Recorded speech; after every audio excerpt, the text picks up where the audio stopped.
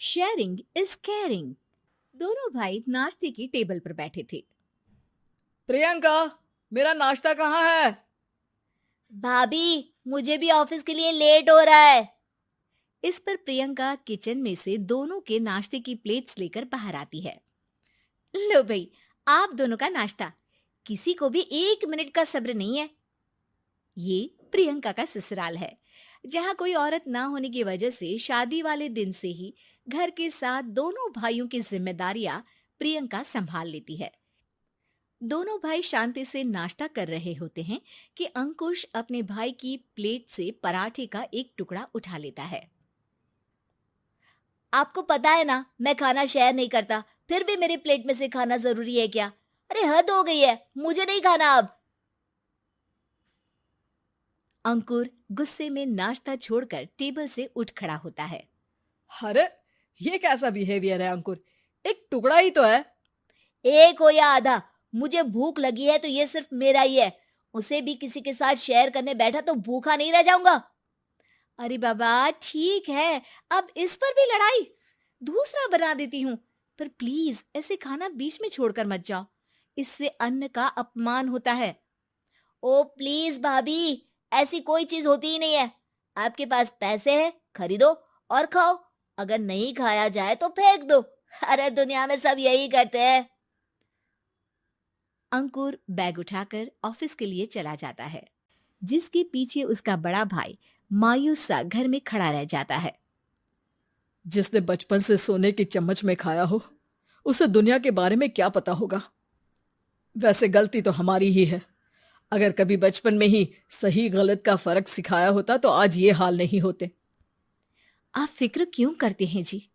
भगवान है, वो जो भी करता है सबकी भलाई के लिए ही करता है। और जब वो चाहेंगे तो अपनी तरह से अंकुर भैया को भी सब कुछ सिखा देंगे। पत्नी की बात पर विश्वास कर अंकुश भी ऑफिस चला जाता है। सुबह से दोपहर होती है और अंकुर लंच करने ऑफिस के पास वाले रेस्टोरेंट में पहुंचता है, जहां वो एक साथ बहुत सारा खाना ऑर्डर कर देता है। सर, क्या कोई आपको ज्वाइन करने वाला है? नहीं तो क्यों? अब कुछ नहीं सर, ऐसे ही। वेटर चला जाता है और कुछ देर में अंकुर का ऑर्डर लेकर वापस आता है, जिस पर अंकुर सब डिशेस में से थोड़ा थोड़ा खाकर बाकी ऐसे ही छोड़कर बिल देकर चला जाता है। वाह भगवान, तेरी माया। कहीं कोई एक एक टुकड़े के लिए तरसता रहता है और ये 5 लोगों का खाना ऑर्डर करके एक का भी पूरा नहीं खाते। पैसे वालों की माया। वेटर टेबल साफ कर बचा हुआ सारा खाना लेकर रेस्टोरेंट के पीछे घूम रहे बच्चों के पास पहुंच जाता है, जिसे देख बच्चों के चेहरे खिल उठते हैं। वाह, आज इतना सारा खाना आया। थैंक यू भैया। भगवान आपको खाने की फैक्ट्री बना दे। अगर ये फैक्ट्री मेरी होती तो तुम लोगों को कभी किसी का झूठा बचा हुआ खाना नहीं खाना पड़ता।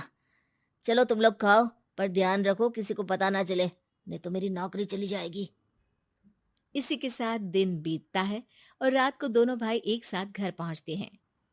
कुछ देर में सब डिनर करने बैठते हैं, जहां अंकुश अंकुर को समझाने की कोशिश करता है।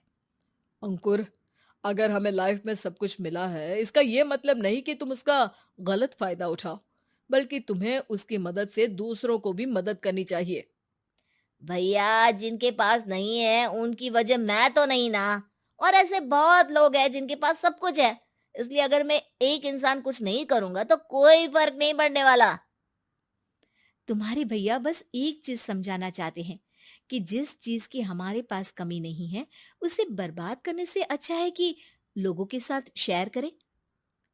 इससे हम सिर्फ सामान नहीं, खुशियां भी बांटते हैं, और इसमें तुम्हारा ज्यादा कुछ तो जाएगा नहीं। भैया भाभी की बात सुन अंकुर कुछ बोले बिना उठकर चला जाता है। इसी तरह दिन बीतते रहते हैं, जिसमें अंकुश और प्रियंका कोशिश तो बहुत करते हैं, पर अंकुर पर किसी भी चीज का कोई असर नहीं पड़ता। एक दोपहर अंकुर सैंडविच खाते हुए सड़क के किनारे चल रहा होता है। तभी उसकी नजर आइसक्रीम वाले पर पड़ती है और वो सैंडविच सड़क किनारे फेंक आइसक्रीम खरीदने पहुंच जाता है। अब इसे कहते हैं जिंदगी का सुख।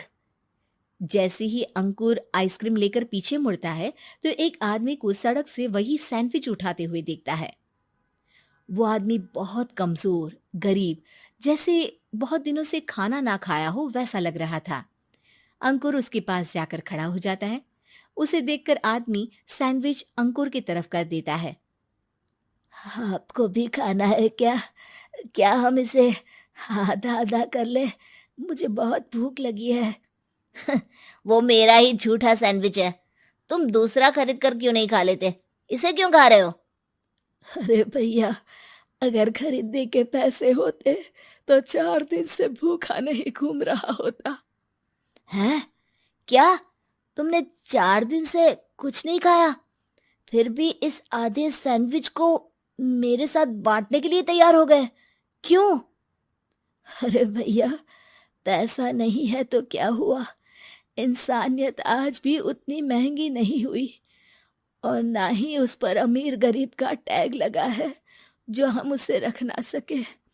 पर अफसोस, आजकल लोगों के अंदर पोषण, खून या विटामिन से ज्यादा इंसानियत की कमी होने लगी है। आदमी की बातों से अंकुर को समझ में आ जाता है कि वो आज तक कितना गलत काम करता आ रहा था। इसके बाद से वो अपनी किसी के साथ शेयर नहीं करने और खाने को बर्बाद करने वाली आदत को छोड़ देता है।